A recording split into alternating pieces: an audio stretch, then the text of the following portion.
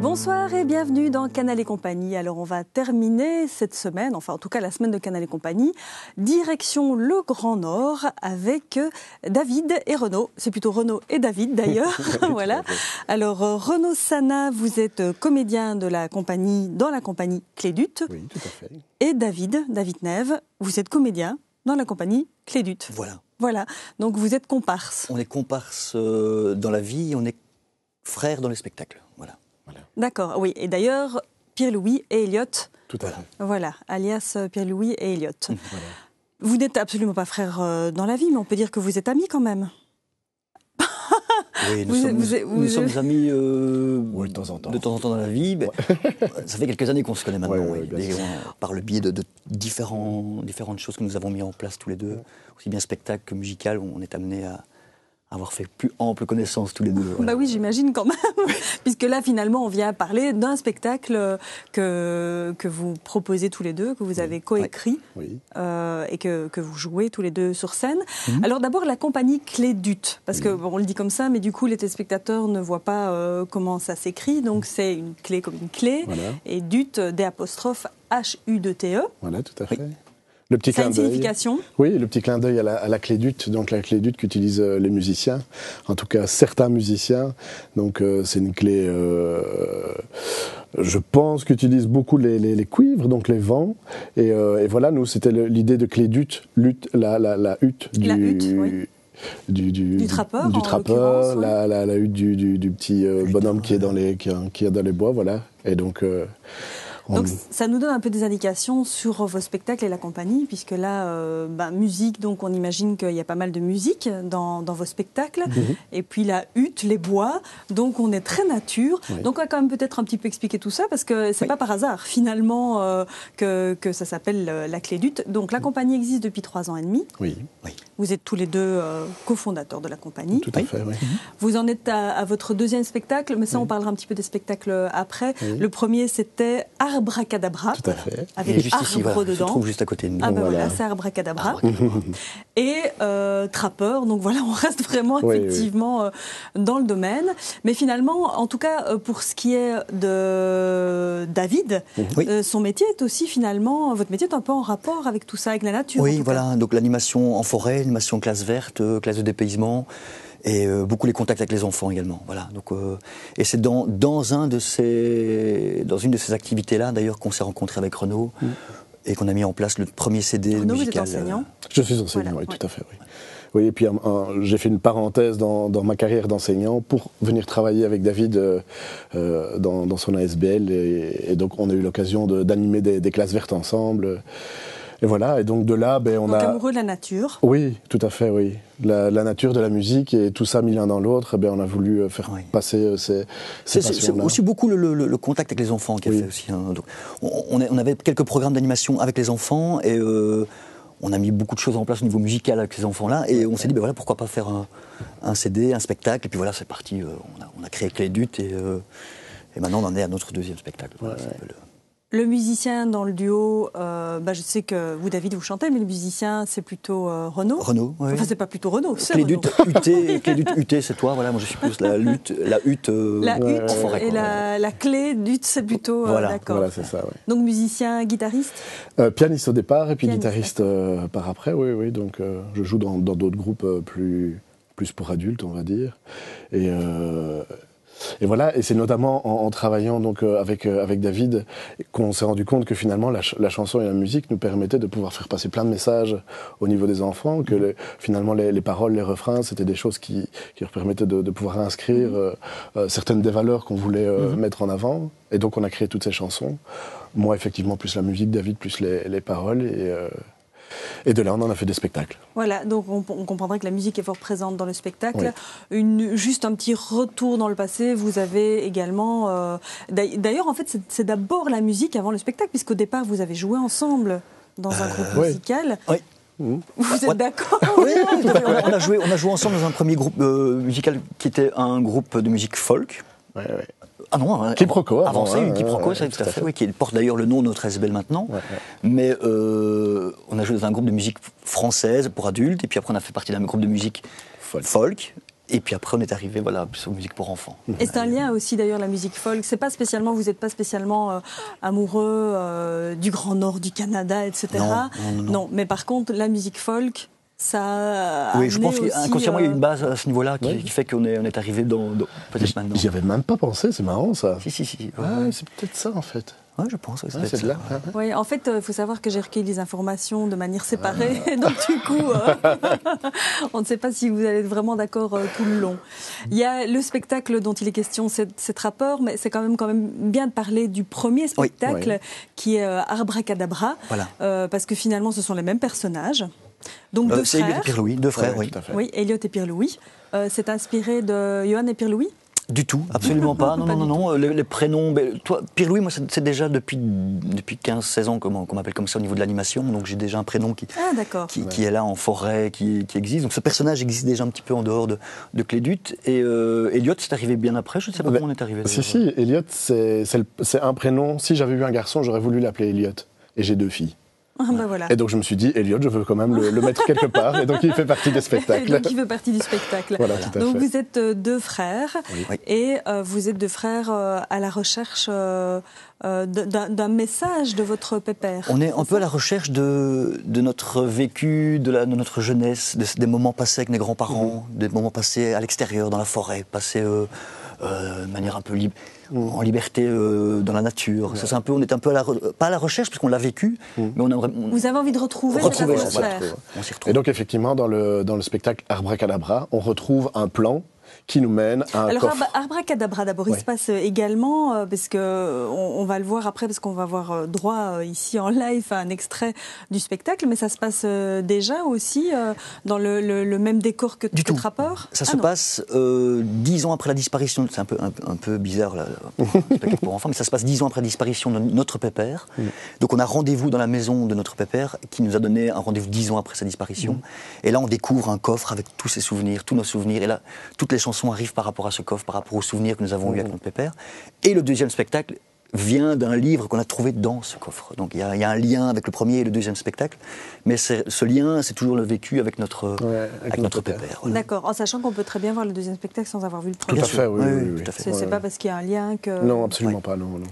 Alors on en parle de ce spectacle Trappeur, donc moi je propose, puisque vous nous avez fait le plaisir d'amener quand même une partie de votre décor ici sur le plateau de Canal & Compagnie, et d'avoir un extrait alors de ce spectacle. Allez, on y va. Donc voilà, je vous en prie, allez vous installer. Donc pendant que Renaud devient Elliot et David devient Pierre-Louis, moi, je peux déjà vous annoncer les dates de la compagnie Clédut, donc avec Trappeur. Ils seront le 20 février à Tilchâteau, et puis un peu plus loin, ce sera le 26 mars à Couillet. Et on va voir ici, on en parle après, donc moi je ne dis rien, et on va laisser la place donc à Elliot et Pierre-Louis. Mais tu vois, Elliot, c'est à partir de ce livre... Tu te rappelles l'année passée qu'on a trouvé dans le jardin de Pépère, là? Le livre qui était dans le grand corps? Oui. Tu l'as récupéré? Le livre à secret de Pépère. Oh, c'est génial. C'est à l'intérieur de ce livre qu'il écrivait tous ses souvenirs, toutes ses histoires. Et c'est grâce à ça que tu sais qu'il était trappeur? Oui, trappeur. Il adorait. Tu te rappelles, quand on était petit, on avait toujours joué dans la forêt. Oui. Il adorait suivre toutes les traces d'animaux. Et c'est ici, regarde la première page, là, dans le Grand Nord, qui nous a donné rendez-vous. Oh, ben ça m'étonne, parce que Pépère, en Belgique, il faisait 14 degrés, il avait froid. Alors ici, dans le Grand Nord, c'est quand même bizarre. Non, il était capable de retrouver n'importe quel type de traces d'animaux. La petite limace qui passe par là, l'escargot, le ver de terre, l'écureuil, il connaissait les animaux par cœur. Ah bah tu m'étonnes. Et quand ma mère lui demandait d'aller faire une course, juste là, à la supérette au coin, là, il se trompait, il se perdait dans le quartier. Et tu dis qu'ici, dans le Grand Nord, dans la grande forêt, il arrive à se retrouver. Regarde. Tu te rappelles, il faisait la collection des boîtes d'allumettes, là. Ah, il adorait ça, oui. Ben, il n'y avait pas que ça. Ah bon? Chaque fois qu'il partait dans la forêt, il mettait à l'intérieur de sa poche plein de petits cailloux. Oh, c'est chouette. Alors quand il arrivait dans la forêt, hop, de temps en temps, il en laissait tomber. Oh, c'est marrant. Alors, quand il arrivait sur un chemin un petit peu dangereux, hop, il mettait un petit caillou rouge. Ou quand il arrivait sur un chemin où il se sentait bien, où il était heureux, il mettait un petit caillou bleu. Ouais. Oh. Ou un petit chemin ensoleillé, des petits cailloux jaunes. Il en avait de toutes les couleurs, Pépère. Des cailloux, petits cailloux, de toutes les couleurs. Des couleurs que je connais par cœur. Des cailloux, petits cailloux, de toutes les couleurs. Des couleurs que je connais par cœur. Des rouges, des roses fuchsia, pour ne pas se perdre dans les bois. Des jaunes, verts, blancs ou bien bruns, pour retrouver son chemin. Et un peu comme dans le Petit Pousset, ça. Ouais, c'est vrai. C'est vrai, hein? Des cailloux de toutes les couleurs. Des couleurs que je connais par cœur. Des cailloux, petits cailloux, de toutes les couleurs. Des couleurs que je connais par cœur. Pour ne pas rater le coche, il en glissait au fond de sa poche. Bien sûr, pas dans sa chaussure. Ah bah non, ça c'est pour se casser la figure. Tu t'imagines s'il mettait des cailloux? Oh, François. Des cailloux, petits cailloux, de toutes les couleurs. Des couleurs que je connais par cœur. Des cailloux, petits cailloux, de toutes les couleurs. Des couleurs que je connais par cœur. Dans les livres et les histoires, les vieux contes et les grimoires, on parle souvent de cailloux, même dans Pierre et le Loup. Ah ben non. Oh, idiote! Mais pas dans Pierre et le Tu vas Loup. quand même pas me couper à chaque fois. Mais écoute, dans Pierre et le Loup, on parle pas de cailloux. Dans Pierre et le Loup, il y a des cailloux. Dans toutes les histoires, il y a des cailloux, Elliot. Désolé. C'est pas parce que c'est Pierre et le Loup que Pierre égale caillou, enfin. Dans Blanche-Neige aussi, peut-être. Des cailloux de toutes les couleurs. Des couleurs que je connais par cœur. Des cailloux, petits cailloux de toutes les couleurs. Des couleurs que je connais par cœur.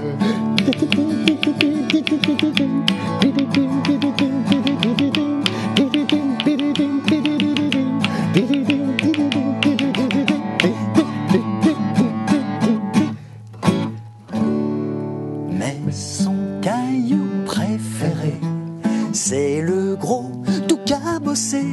Sa couleur est délavée, mais il ne peut s'en passer. Des cailloux de toutes les couleurs. Des couleurs que je connais par cœur. Des cailloux, petits cailloux de toutes les couleurs. Des couleurs que je connais par cœur. Et dans le livre d'histoire de Pépère, Oui. on peut retrouver toutes les histoires de Pépère quand il était trappeur. Tu m'en racontes une? Tu veux? Allez, celle que tu préfères. Celle qui me fera dire qu'effectivement Pépère était un trappeur. Page 48. Oh, montre. Micmac venait juste d'entendre un énorme boom. Il est sorti de sa cuisine et là, il est tombé nez à nez avec un ours qui était complètement sonné. Il est sorti et là, il a regardé l'ours. Et toi, gaillard, tu vas tout de suite venir réparer le mur de ma maison. À cause de toi, il y a un trou énorme, il y a un courant d'air. Je ne sais plus allumer mon feu et je ne sais plus préparer ma soupe. Mais c'est pas de ma faute. Moi, j'étais tranquillement en train de regarder le coucher de soleil tout en haut de la montagne quand un sanglier est arrivé. Il m'a poussé, j'ai dégringolé la montagne et je me suis retrouvé dans ton mur. Si quelqu'un doit réparer ton mur, c'est pas moi, c'est le sanglier. Micmac a repris son morceau de bois et il est allé tout en haut de la petite colline et là, il a trouvé un sanglier qui était complètement sonné avec plein d'étoiles dans les yeux. Il a regardé... Un sanglier, Elliot, c'est pas un sanglier, ça. C'est tout ce que j'avais, j'en peux rien. Désolé. Il a attrapé l'oreille du sanglier. Il l'a secoué dans tous les sens. Et toi, sanglier, tu vas tout de suite venir réparer le mur de ma maison. À cause de toi, il y a un courant d'air, il y a un trou énorme. Je ne sais plus allumer mon feu, je ne sais plus préparer ma soupe. Mais c'est pas de ma faute. Moi, j'étais simplement en train de me balader dans les hautes herbes quand un serpent est arrivé et m'a mordu la patte. Si quelqu'un doit réparer ton mur, c'est pas moi, c'est le serpent. Le serpent. Micmac a repris son morceau de bois et il a fouillé toute la forêt. Et là, juste en dessous d'une petite souche, dans un petit brin de mousse, il a trouvé un tout petit serpent qui était complètement piqué partout sur son dos. Micmac a regardé le tout petit... Elliot, mais c'est pas un petit serpent. Micmac a attrapé l'oreille du... Il a attrapé l'oreille du serpent, il l'a secoué dans tous les sens. Et là, il a regardé le serpent et il a dit « Tu vas tout de suite venir réparer le mur de ma maison, à cause de toi, il y a un courant d'air, il y a un trou énorme, je ne sais plus préparer ma soupe. » C'est pas de ma faute.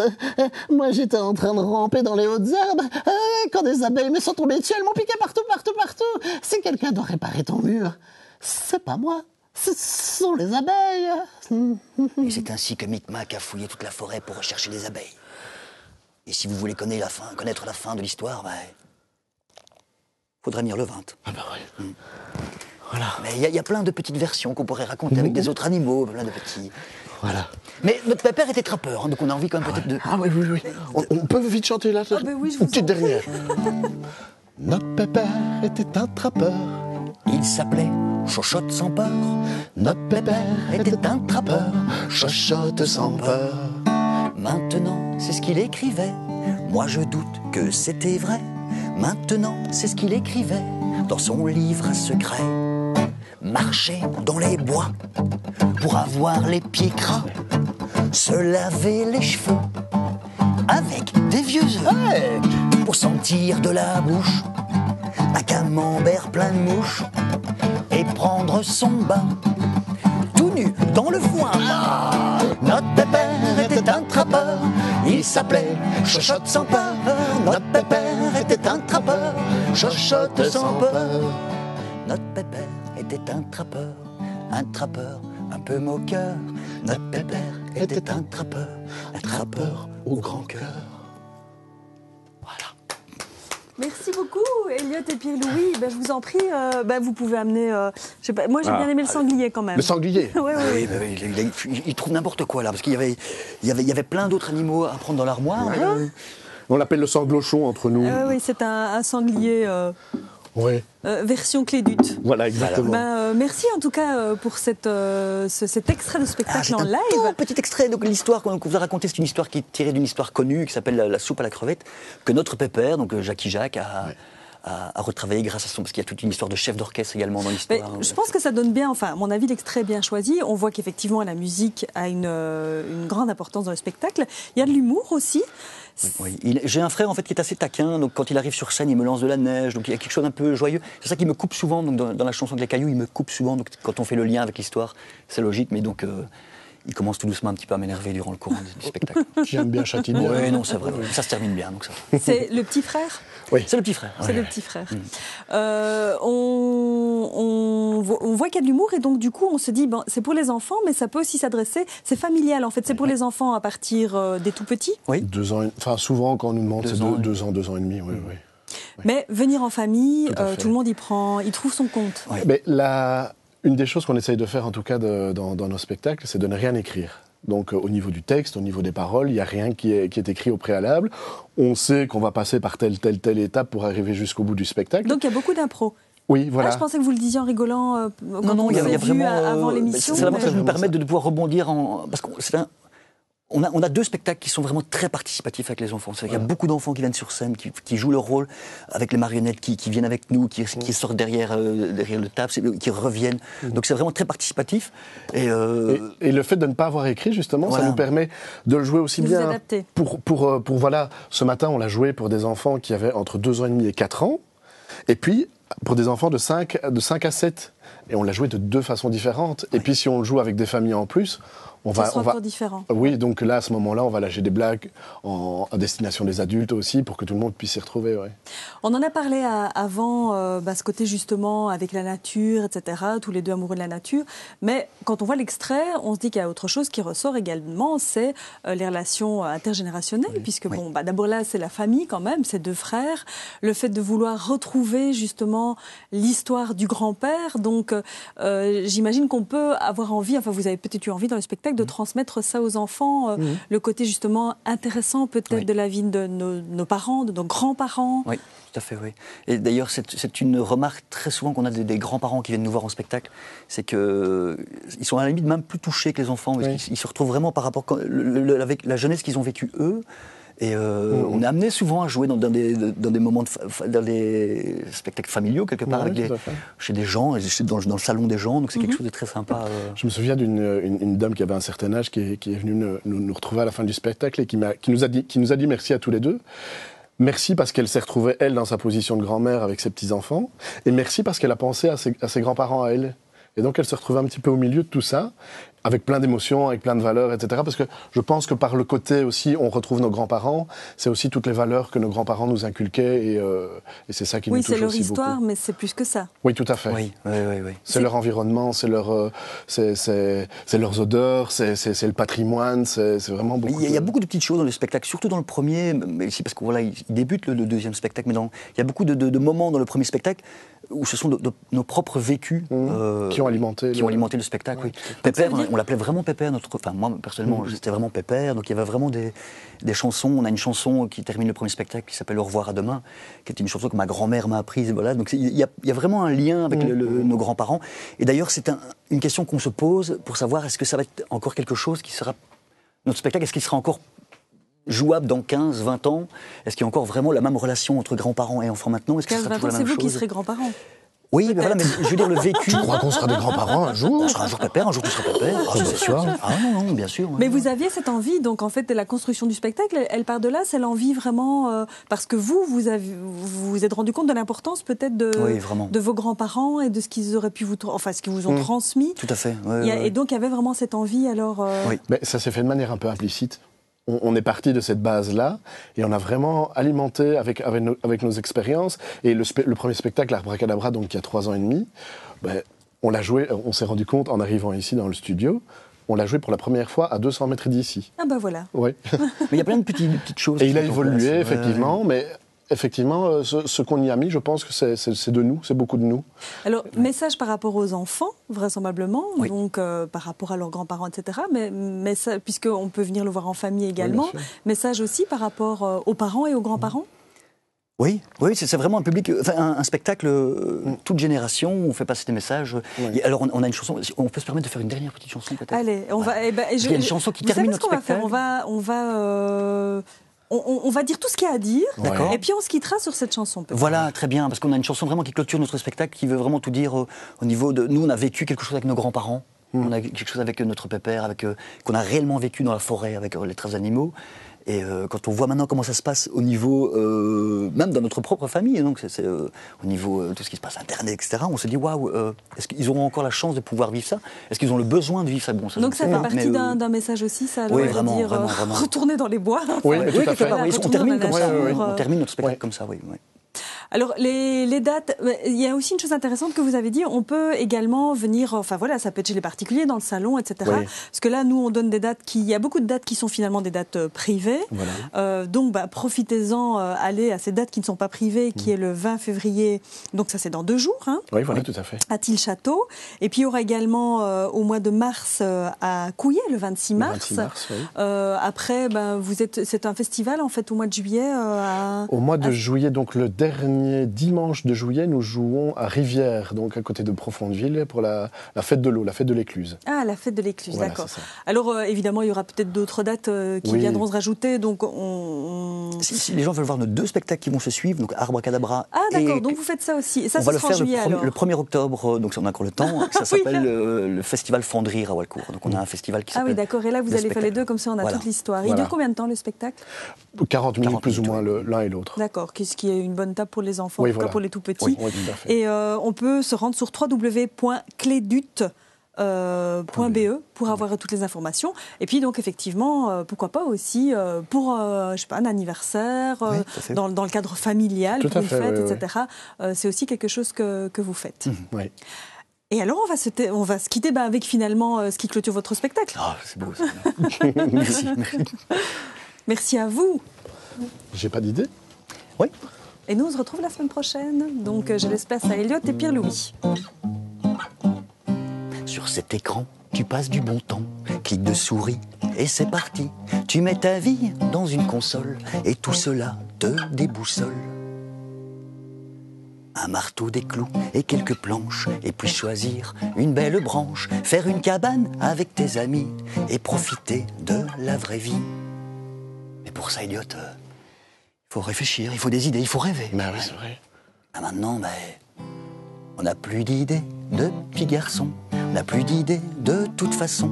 Juste cet écran pauvre en couleur qui veut remplir notre vie de bonheur. On n'a plus d'idées, on tourne en rond avec le net et la PlayStation. Ces quelques notes de musique vont rendre ta vie plus sympathique. T'as pas d'idée, tu tournes en rond avec le net et la PlayStation. Ces quelques notes de musique vont rendre ta vie plus sympathique. T'as pas d'idée, tu tournes en rond avec le net et la PlayStation. Ces quelques notes de musique vont rendre ta vie plus sympathique. T'as pas d'idée, tu tournes en rond avec le net et la PlayStation. Ces quelques notes de musique vont rendre ta vie plus sympathique. Merci. Merci à vous. Merci beaucoup.